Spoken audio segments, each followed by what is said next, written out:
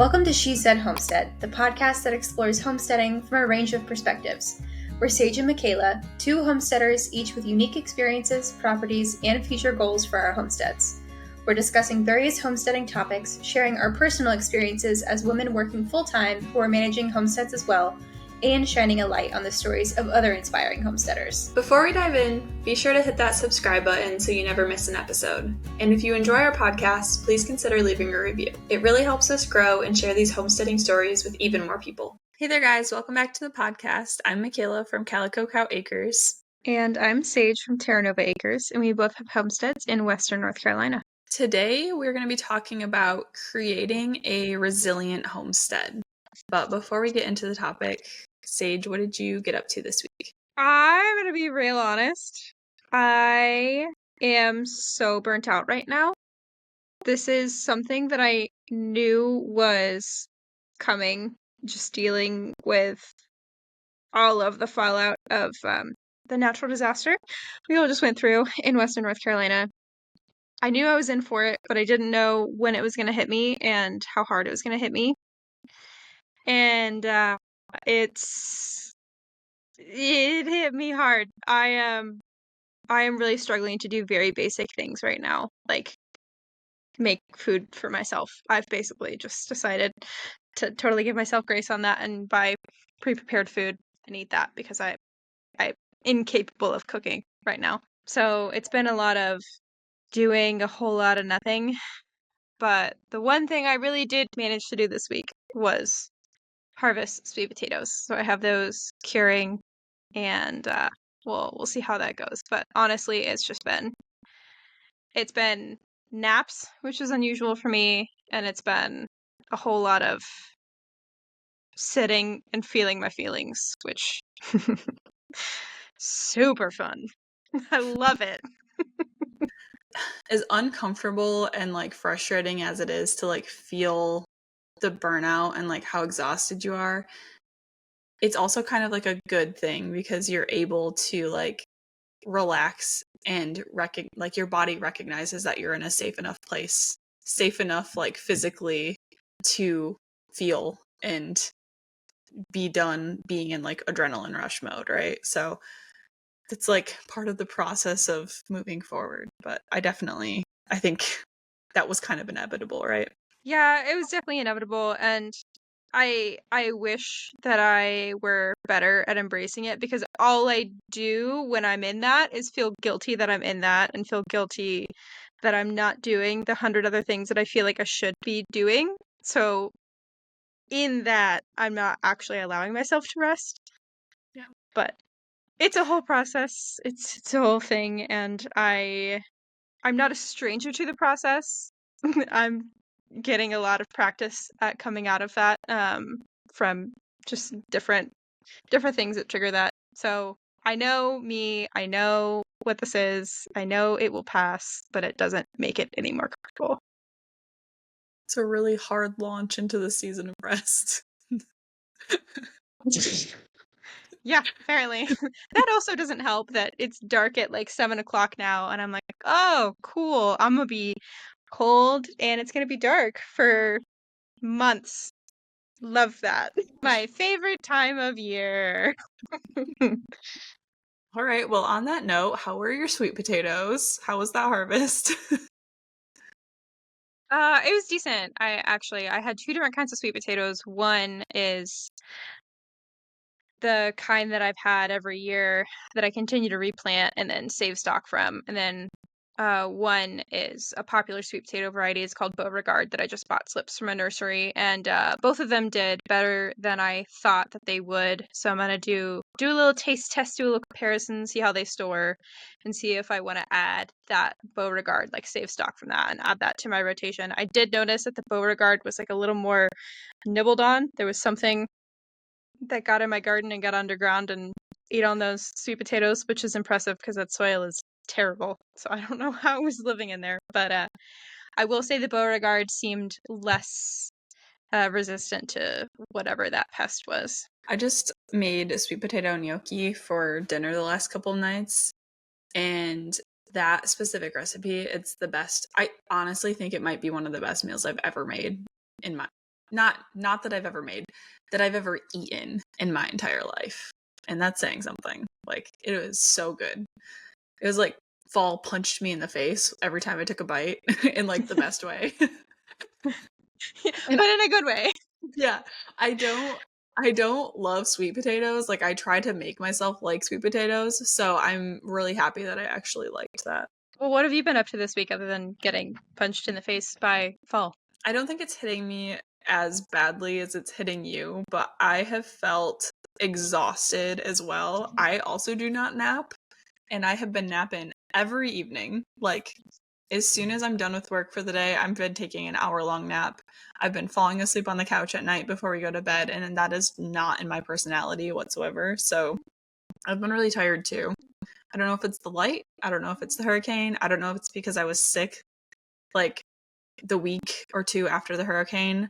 I'm just kind of coming out of it. I also felt like I hadn't been doing a ton, but I just looked back through all of my pictures, and I guess I did do a few things. Last Wednesday, the 17th, I think? The 16th or 17th, we got our first frost. It wasn't like a fully hard frost, but it did kill a lot of things in the garden, and it affected everything enough that nothing's going to continue to grow that was like frost sensitive. So I got my chickens in the garden this week, and I set up their net, and everybody's digging out my garden beds for me right now. They're weeding for me, eating all the weed seeds, and they're loving it. I did the last harvest of all of the gourds, the loofahs, the flowers, all of the things that were left. I don't remember what else. Melons. So I got like a wheelbarrow full of stuff that came out of the garden, including all of the gourds, which is most of the wheelbarrow. Those need to be dealt with still. I have not touched them since I picked them. They're still in the wheelbarrow in my carport, so they're like a little bit less exposed to the cold.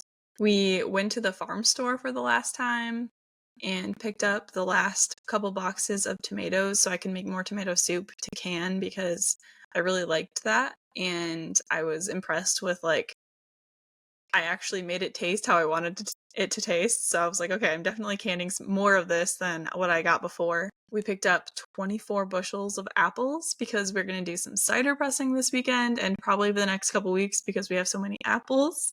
We literally filled our car to the brim. Like, we could not have fit another box unless it was on my lap. And we're going to make a bunch of hard cider out of that. Apple cider, preserved apples, applesauce, you name it. Giving all of you guys cider.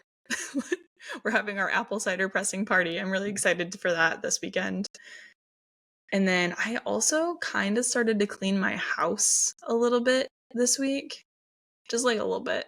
I vacuumed it and I like cleaned my kitchen counters off. And I feel like a new person because of that in particular. That's like the only thing that's giving me motivation this week is the fact that I cleaned up my kitchen a little bit.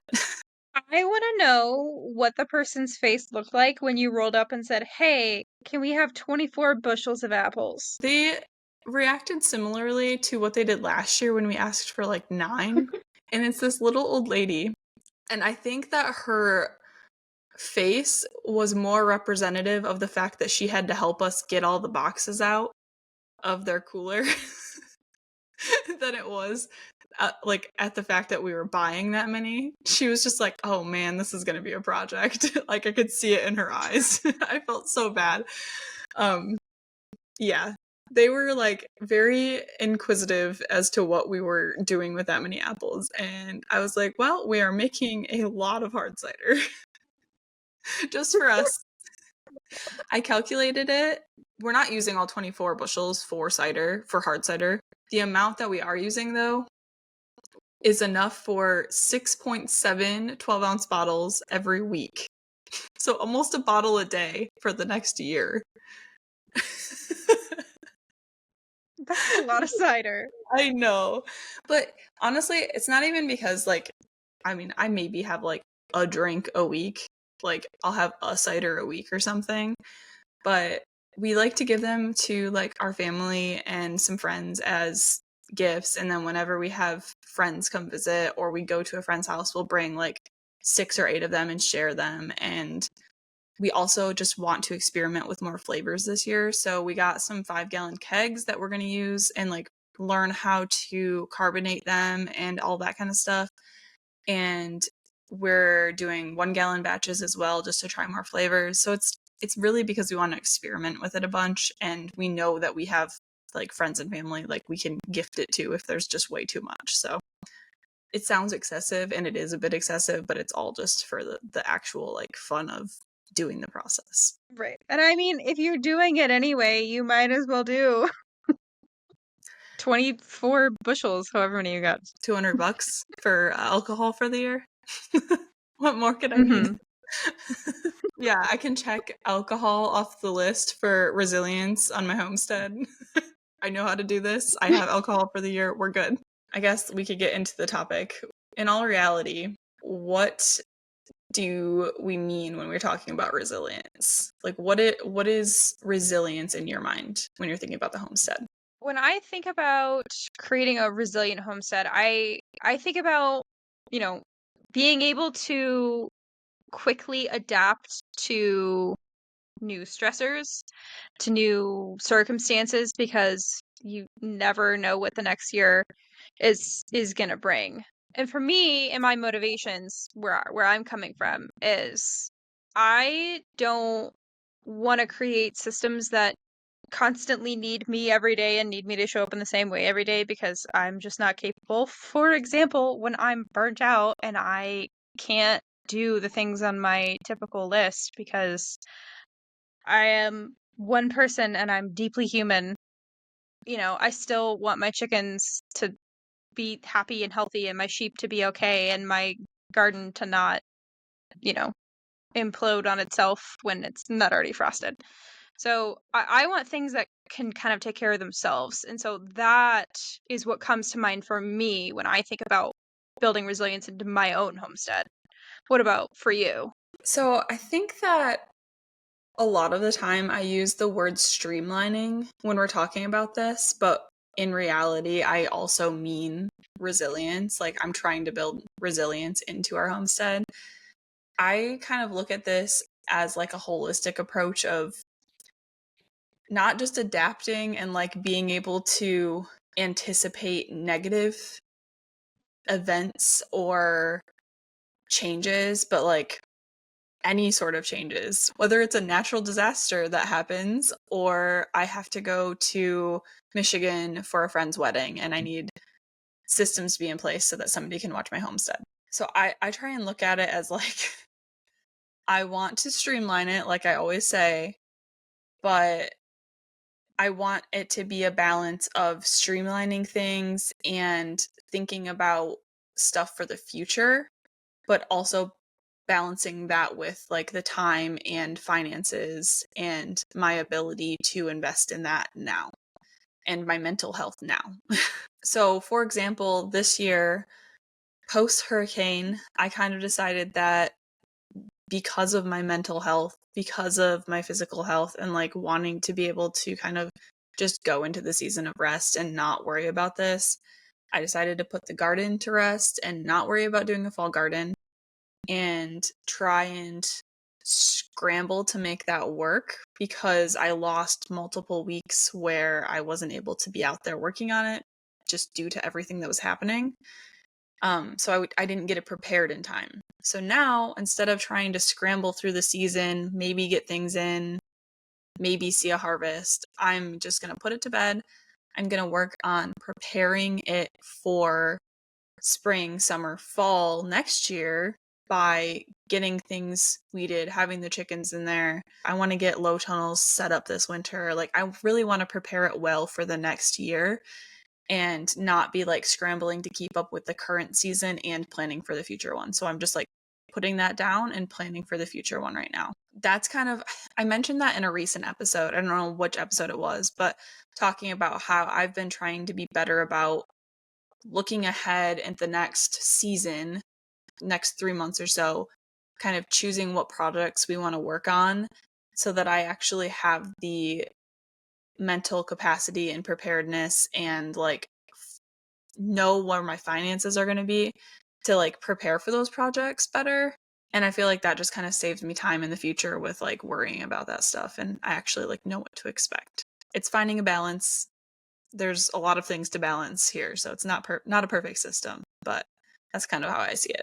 So I posted on my personal like Calico Cow Acres story earlier today and asked people what they think makes a homestead resilient. And I'm going to read a couple of the answers just for fun and to get some other opinions besides just mine and Sage's. The skills and tools to deal with any problem that might arise. The ability to prioritize, accepting not everything will get done, having processes in place, and having a local community to purchase or trade from. The determination of the people on the homestead.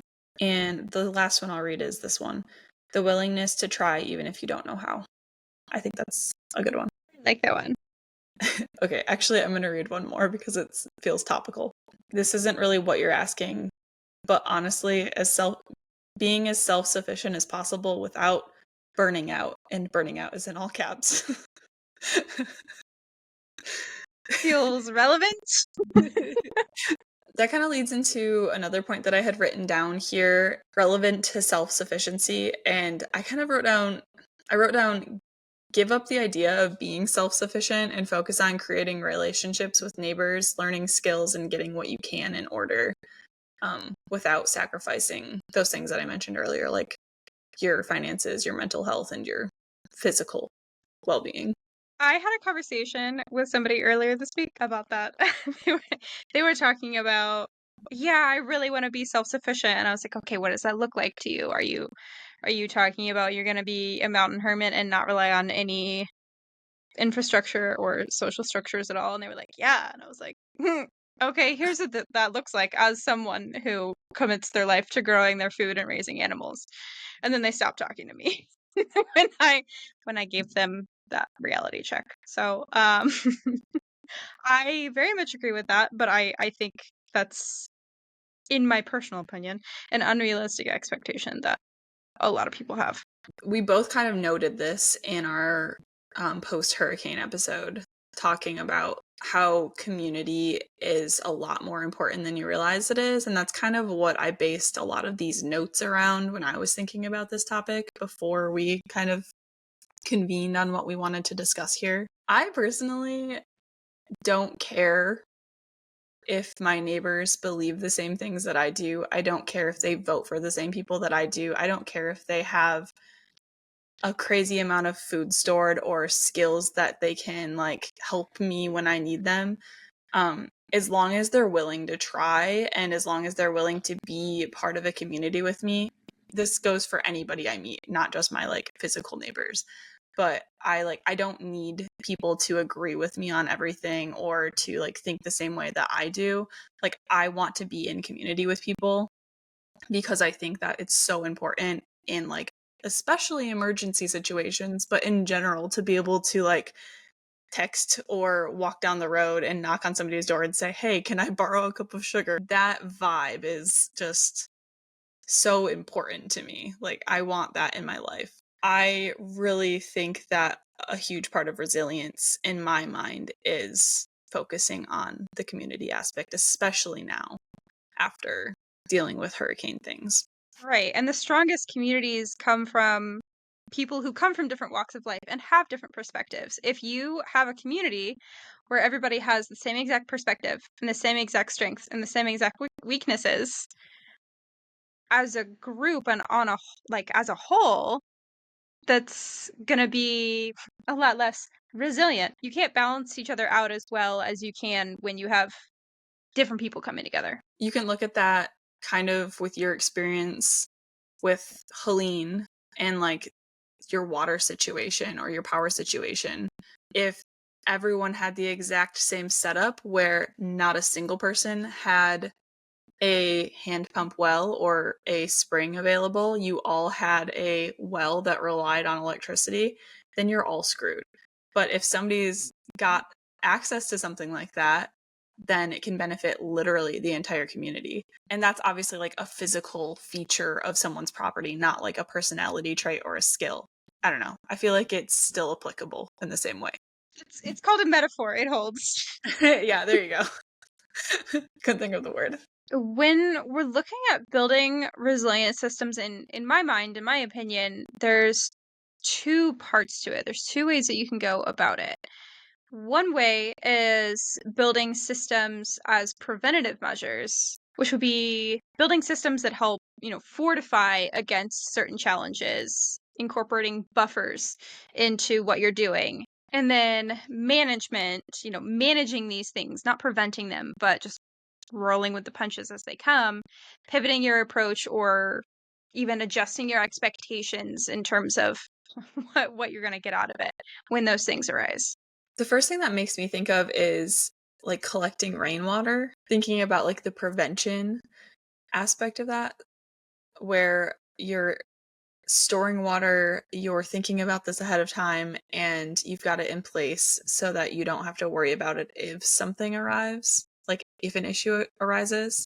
One of the big projects we've done on our property is setting up our IBC totes to water our birds. So if it's hurricaning outside, I don't have to go out there and make sure that they have water, which obviously during a hurricane they probably have water, but they actually probably prefer the hurricane water because it's muddy and they like that. They're weird. But I didn't have to worry about that. I haven't had to worry about the chicken watering system since, I don't know, April. I don't remember when we finished that, but I haven't had to think about it since then.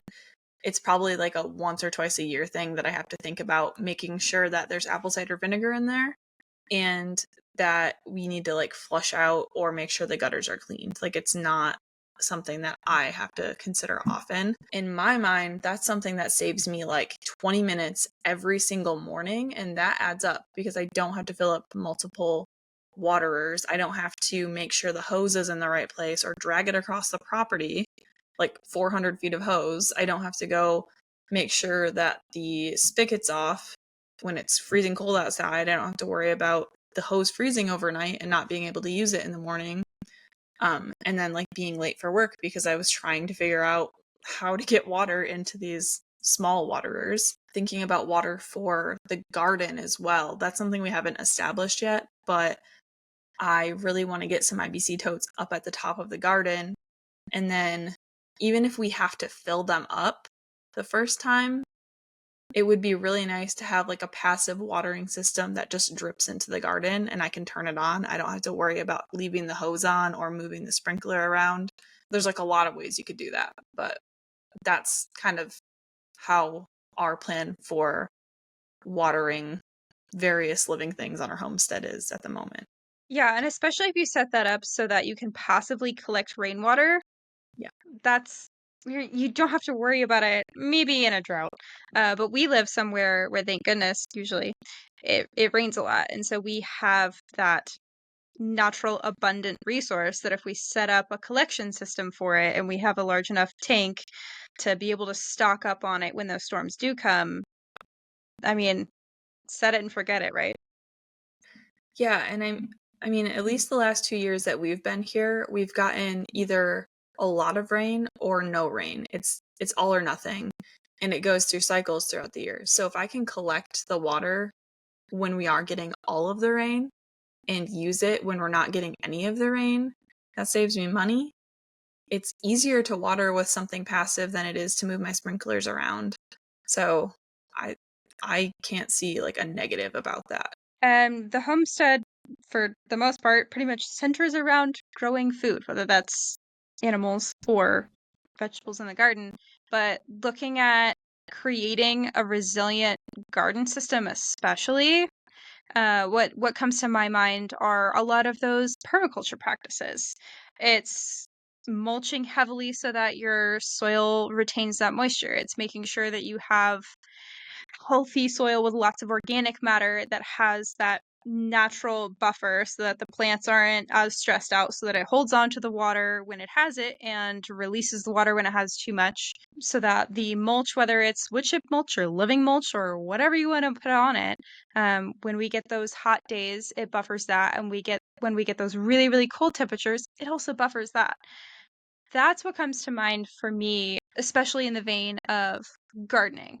In my mind, that also includes planting like perennials starting an orchard and doing like fruit tree guilds, not only is that going to be something that feeds you for years and years and years, it's something that you don't have to put in tons of physical energy into. Like after the initial planting of it, you really just have to kind of like keep tabs on it. It's not something that's like an annual vegetable that you have to replant and plan for and locate and harvest and all that stuff. You really just have to like prune some things, harvest, fertilize. It's not nearly as much input or thought that has to go into it later on. And it also creates a lot of biodiversity if you're doing that, especially if you're doing something like guilds or using permaculture practices where you're like intentionally putting those things together and they kind of benefit each other, and you don't have to hopefully worry as much about pests or diseases if you're doing that, because those things are going to work together against those. Also, when it comes to growing your food, something that's valuable to pay attention to is what stores well and what you have, skills to be able to store it. So if you aren't comfortable pressure canning, then maybe put more focus on something like tomatoes that you can water bath can instead. Or if you don't have a ton of freezer space, focus on things that you can dehydrate or can and put away that way.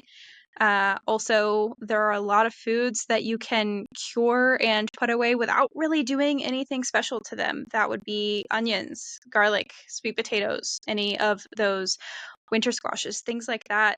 Don't need a whole lot of input for you to be able to throw them in the pantry, store them in a cool, dark place, and just pull from them when you need them. A lot of those things don't take a whole lot of effort or energy.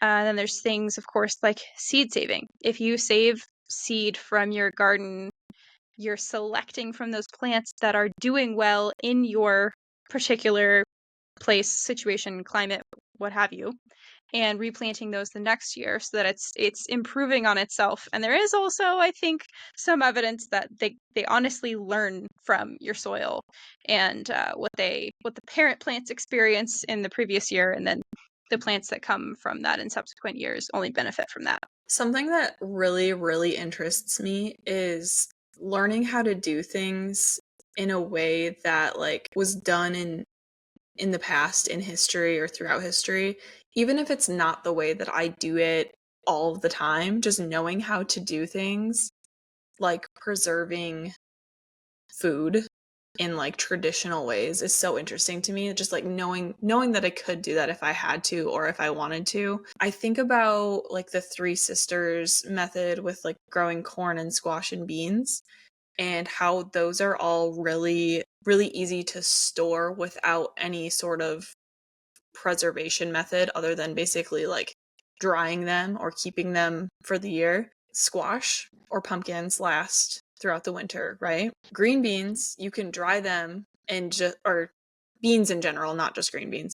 Beans, you can dry them and like actually eat the beans inside of them, or you can string them up. I think it's called like leather breeches or something. You just dry them by the fire, and then you can like rehydrate them with water and like boiled. So it's probably not the best, but it would be food if you needed it. And then corn, you can obviously dry corn and make cornmeal or rehydrate it or whatever with that. So I like to think about things like a little bit deeper than that initial like, okay, well, I know how to can things, but it's like, okay, well, do you know how to preserve those things in like 6 other ways if you had to? Maybe you'll never have to, but it's still interesting to know. And also, something that became apparent to me in the recent power outage that we had was I have a stash of my favorite recipes. I don't necessarily have a way to access all of them without internet or power. So I think one of my next projects is going to be putting them in a physical hard copy that I don't have to have the URL or whatever to access that, especially now that I'm getting my preserving recipes down. Like to some extent at this point, they've been experimental and I'm like, okay, I'm going to see if I like that this year. And now I'm finding that I'm going back to the same recipes and saying this is becoming my go-to.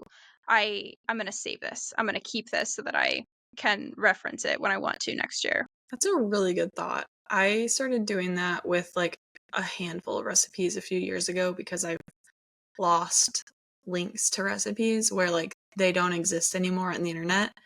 And I'm like, okay, well, I like to reference that. I always change things. I never do recipes exactly how they're written on the internet, but I still like to reference them sometimes. And then they just disappear. And I'm like, okay, well, I never will have access to that again. So that's a good call. Honestly, just like in that vein of knowing how to do things in a different way, a simpler way, doing laundry without access to a washer and dryer, making soap or like having soap on hand for the year so that I can make it once for the year and not have to worry about buying it or running out. Making candles, that's something that I'm going to be tackling this year, like learning how to do that. Just because I like them, but also we went through so many candles when our power was out for a week with 7 people here, and I just want to have more on hand. Can you think of anything else, like skills wise, that you'd be interested in learning just to have the knowledge? I Sewing? mean, I feel like I could spend my whole life learning how to do more things and still not be satisfied with what I know how to do, right? Serial hobby. I'm gonna learn how to yeah, right, like I have to learn how to milk sheep this next spring. I have no idea how to do that. I have to learn what to keep an eye out for when sheep are having their lambs. I can think of 5 things off the top of my head that I'm going to learn to do from scratch, like totally beginner, or learn to do better. Because that's always a thing, continuous improvement, even if you technically know how to do something. All right, but to try to list them all would be a podcast episode on itself. Yeah, maybe we'll just have a list of all of the hobbies we want to try someday.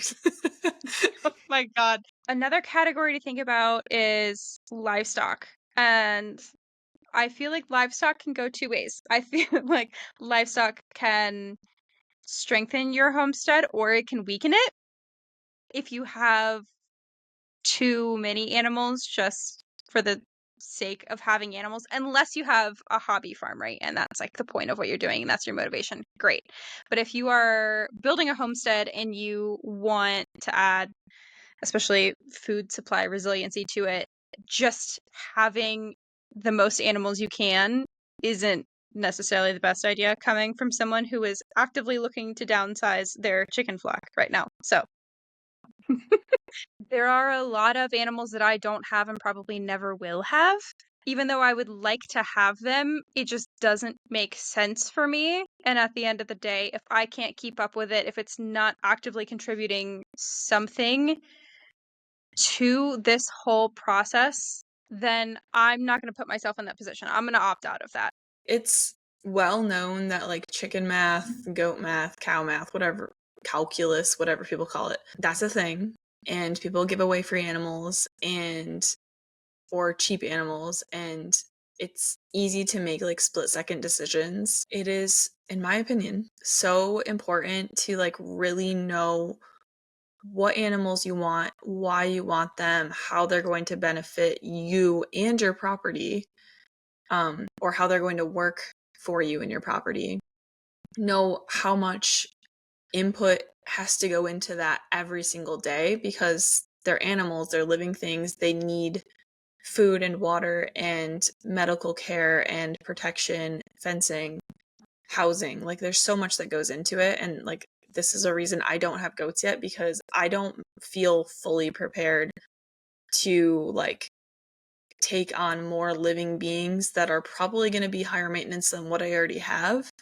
And that's already really high maintenance, aside from the financial aspect of investing in their shelter and fencing and all of that. You really have to be prepared for it and ready to deal with that on a daily basis. Thinking about being resilient, it makes sense to have medical supplies on hand. So that's more cost, more things you need to like consider ahead of time. You want to have food on hand. That's something we talked about in our hurricane update episode, is neither of us had enough feed on hand for our pets and farm animals, and that's really hard to do when you're like working on a budget, because feed is expensive and it also goes bad quickly. So you can only have so much on hand in bulk supply, you know. Supplies to fix fences could be important to have on hand, or other structures. Yeah, there's just so much that goes into that. So I'm not trying to like deter anybody, but that's in my mind, there's just so much to think about when it comes to that, and I could be overthinking it, but I just want my animals to thrive when I bring them to this property, and obviously there's potential for things to go wrong. You can't be prepared for everything. But I don't want to set myself up for failure. I don't want to set my animals up for failure. And then, of course, there is the flip side of that where they can also be amazing tools. One of the reasons I got sheep is because I don't have to mow the pasture, and when I can fence them in the front yard, I don't have to mow that either. So they work for me in a lot of ways too. And of course, once they are bred and they do have their lambs, then there's the element of milk. There are so many ways that they can work for you, especially rotationally grazing them. That's going to improve the health of your grass. That's, their manure input pretty constantly cycling through there. That's going to improve your soil quality, which is just going to help everything because everything pretty much ties back to soil. There are a lot of ways that they work for you, but they can work against you if you don't set up your systems correctly. Something else that we haven't really mentioned a ton that I think would be smart in terms of livestock particularly is having someone that you can call or know personally that you can ask questions to that has those animals or who's dealt with them in the past and like has experience with them. Being part of a community and having somebody in that community who can help you when inevitable issues come up. And really, that goes for any skill or information sharing, not just animals, right? I mean, as much as I love to go down a good rabbit hole, I'm never going to know everything about everything. And so it's in my best interest, again, to build a community of people who have strengths where I have weaknesses, right? Because I'm never going to be able to do everything all the time. That's just not physically possible. Well, and like we talked about earlier, like sometimes you have to leave. Sometimes you have to go on a trip for work and you're gone longer than you expected. Or, like I said, sometimes you have to go up to Michigan for a wedding, which happens like 3 times a year for me. And having someone who knows how to take care of your homestead and is willing to come take care of your homestead, whether it's a planned trip or a potential emergency, like having someone nearby, that is so invaluable. The amount of stress that relieves is insane. And I am saying this as someone who doesn't quite have that person. As much as I love having homesteading friends on social media and people who have like similar hobbies and interests as I do, like growing food and all this stuff, I think it's important to have community and engage in community within close proximity to you. And that is for all of the reasons we've mentioned before in this episode, like being able to actually have people come to your homestead and help if you need it, or just sharing tools, teaching each other skills in person, teaching each other how to preserve food. There's so many reasons. And as much as it's nice to like engage and I don't even know the word, just like enjoy talking about your interests with someone via the internet or something, being able to like walk down the road or drive into town and like meet with somebody who like has your back in a hurricane or walk down the road and get water from your neighbor's yard because you know them and they know that you're not like coming to steal something from their house. Like making those connections is super important. Yeah, I think both are important. I think the internet's a double-edged sword for sure. But as someone who experienced growing up feeling chronically different and not having that community of people who turns out there are other people like me. Imagine that. Being able to dip into a larger pool of people and see that there's nothing wrong with you. you are the way you are for reasons, and there are also other people out there who think like you. That's very validating. But then you also have to balance that with, okay, you also need connections with the immediate people around you, even if you are different. There's definitely value to both of those things. Yeah, I agree. I don't mean like physical ones are more important on like a regular basis. I think on a regular basis, it's great to have both. But thinking about an emergency circumstance where you can't access people on the internet, it's really important to know who lives around you and know them well enough to cooperate with them in an emergency. You and I are only an hour apart, and as much as I would have loved to like help each other out during that, like we couldn't communicate with each other for days. And as much as I wish it were not a factor, it really is. The financial aspect of things, because especially these days, everything costs so much money. And yes, you can make the trade-off of doing it by hand, but especially when you're a homesteader, you also realize how valuable time is. So there's not always the time budget to do it the long way around either.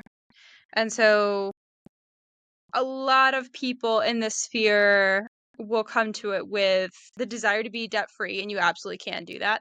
But I will, for one, be the first one to say I'm not doing this debt-free at all.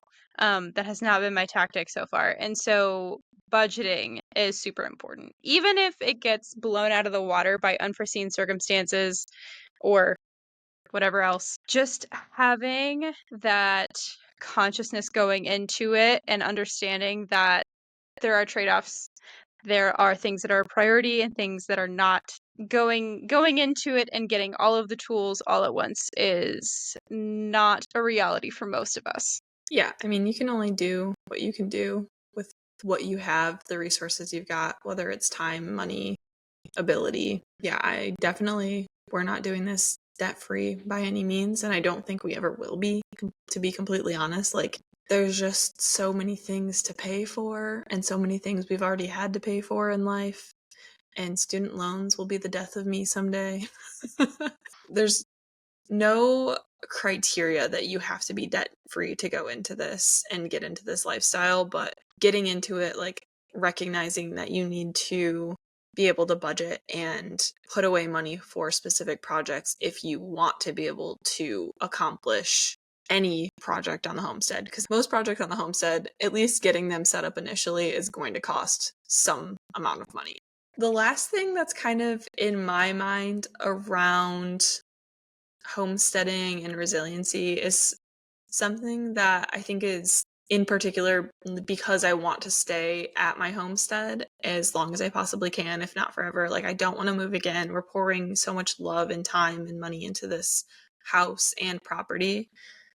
So I like to think about different life circumstances in terms of aging, in terms of being able to accomplish projects and daily tasks if we have kids, like the different life phases I like to think about when we're planning for future projects. So thinking about like designing coops so that they are cleaned out a certain amount of times a year, and the way that we do certain things, making it easier on us when we're older, maybe incorporating more raised beds eventually, so that we don't have to bend down and hurt our backs or knees once we're old.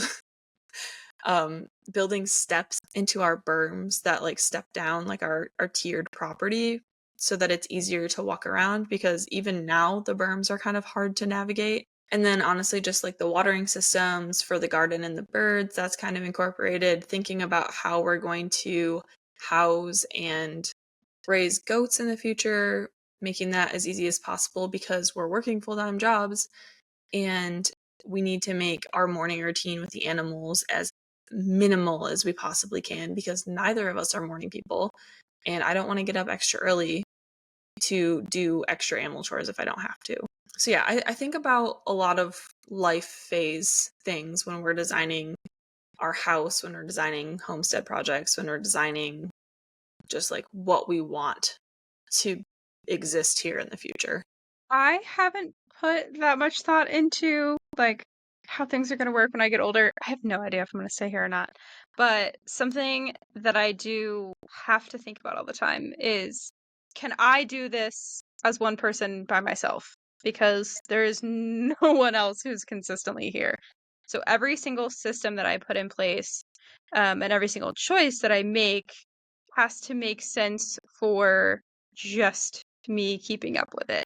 The chicken coop that I roll around the pasture is not ergonomically made to be lifted and carried by a person who is under 6 foot, because it was built by someone who was over 6 foot. And they just built it to suit them. And now my 5'4" self was over here like, okay, lift and clean. So I think about that every single time that I move that chicken coop, and I'm like, man, this would be so much easier if, but I guess that's something important to note. Like, when I say that we're thinking about these things when we're designing stuff, we don't always get it perfect. And an example of that is also Taylor built the coop, and it's a little bit too tall for me to be able to scoop out easily. So I can scoop it out if I have like a step stool just fine, but it's a little bit too tall otherwise. So even thinking about those things, sometimes it doesn't work out perfectly. Again, if we have kids, they're going to have a hard time cleaning that out someday, unless they have a step ladder or something, which that's fine. We'll figure it out. It's just in my nature. I think as a designer, I'm constantly thinking about like, how can we best do this to serve like this purpose, etc. Like, I don't know. That's just what my brain does. So another thing that I posted on my Instagram story earlier was a fun poll to go along with my little question box about what do you think makes a resilient homestead. I kind of forced people to choose what they thought was most important. And I thought it'd be interesting to show you guys, to tell you guys the results of what people thought were the most important. And this is only after like 12 hours, so it's not like a full day or anything, but still a lot of people voted on it. So the one that got the least amount of votes was emergency preparedness, and that got 16%. The one that got the second least was preserved and stored food at 17%. Then the next one was close community at 27%. And the most popular one was skills at 41%. Super interesting. I think I agree with that breakdown. Yeah, that makes sense to me. Yeah, I agree too. They're all important, maybe equally so, but I think if I had to choose one, I would probably choose skills. Thanks for joining us on this episode of She Said Homestead. We hope you enjoyed our chat. Before we say goodbye, we'd love to hear from you. Send your homesteading stories to us at shesaidhomestead@gmail.com. We can't wait to share them on the air. To stay connected, follow us on Instagram for updates and sneak peeks at what's coming up next. If you like video podcasts, make sure you subscribe to the She Said Homestead YouTube channel too. We can't thank you enough for being part of the She Said Homestead community. Until next time, happy homesteading.